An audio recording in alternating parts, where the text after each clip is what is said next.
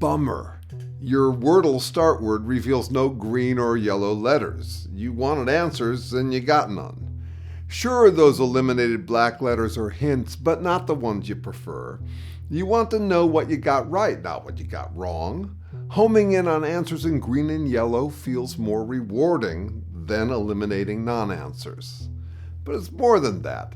There are more non-answers than answers. To find out that a letter isn't in the answer is like asking someone what they're going to do and then telling you what they're not going to do. Given that there are more things they're not going to do than do, eliminations don't narrow the field much. When planning your day, you've got your to-do list, not your to-don't list. Still, to achieve your goals, you rely on self-control to keep yourself from dithering. Getting your to-do list done takes deliberation, unfreeing yourself from doing just whatever. You constrain yourself, wall yourself in. You corner yourself with your chosen tasks by preventing alternatives. Self-discipline is a process of elimination, like discovering Wordle's eliminated letters. I'm not going to do that again. Anything we do can be described in two ways: what's presented versus what's prevented.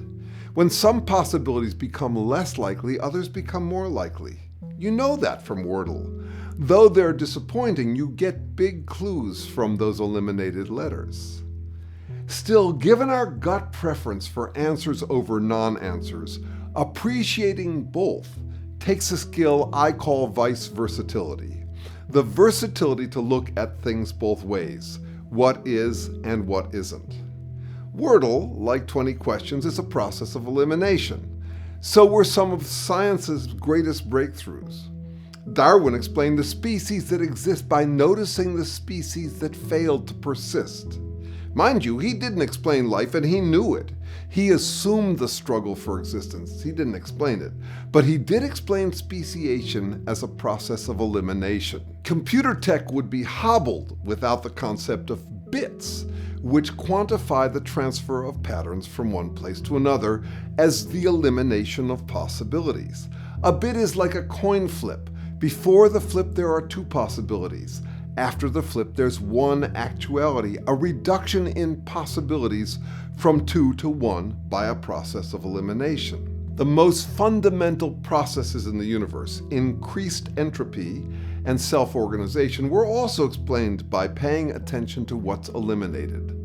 The second law of thermodynamics, which should be the first because it's such a big deal, recognizes that patterns tend to degenerate simply because patterns are far less likely than randomness.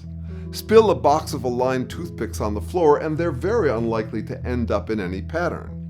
Spill it into the ocean and order becomes increasingly unlikely.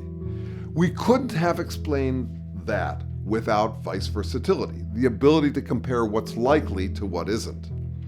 Self-organization, how things fall into patterns, is that same fundamental law, but between multiple flow patterns, each falling toward randomness like toothpicks in the ocean. Picture a packed crowd, people threading around each other in all directions. The crowd will tend to fall into patterned flows, people filing efficiently, threading around pockets of congestion.